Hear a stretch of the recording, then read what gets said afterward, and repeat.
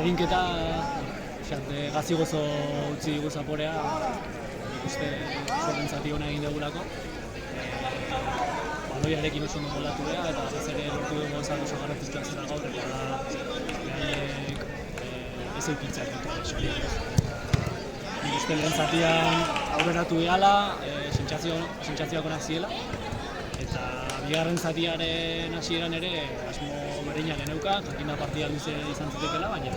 bigarrena egiteko asmoarekin irten geha, eta azkenen gero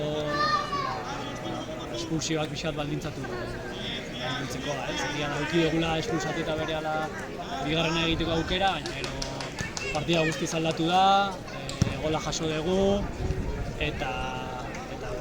bilatu dugu sendo atzean, sendo egotetik gure aukera ea lor genezaken, ez da iritsi, eta azkenean berdinketa, bigarren eta neurdean larka, garaipen hartzi.